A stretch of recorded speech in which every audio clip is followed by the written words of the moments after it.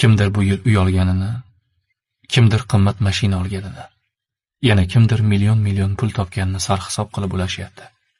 Keling, biz biroz boshqa tarafdan qaraymiz. Biz moddiy yutuqlarga erisha olmaganimiz bu yil dangasi bo'lganimizdan emas, yoki yil bo'yi harakat qilmaganimizdan ham emas. Rizq Allohdan. Agar sarhisob faqat erishilgan dunyo moli bilan o'lchansa, ishoning, bu to'liq sarhisob emas. Bu yil iymonimiz saqlanib qolgan bo'lsa, ota-onamiz yonimizda bo'lsa, sog'ligimiz bo'lsa, halol yo'ldan og'magan bo'lsak, qiyinchiliklarda ham shukr deyishni unutmagan bo'lsak, mana shu eng katta yutuq.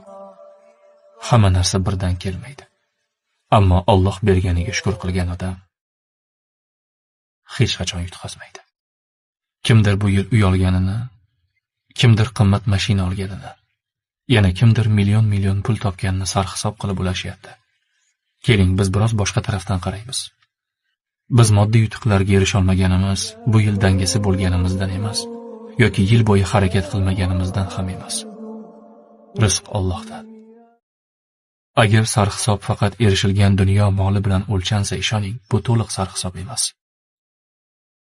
Bu yil iymonimiz saqlanib qolgan bo'lsa, ota-onamiz yonimizda bo'lsa, sog'ligimiz bo'lsa, halol yo'ldan og'magan bo'lsak, qiyinchiliklarda ham shukr deyishni unutmagan bo'lsak, mana shu eng katta yutuq.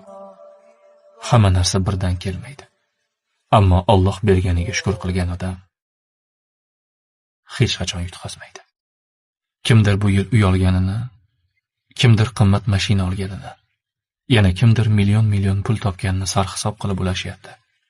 Keling, biz biroz boshqa tarafdan qaraymiz.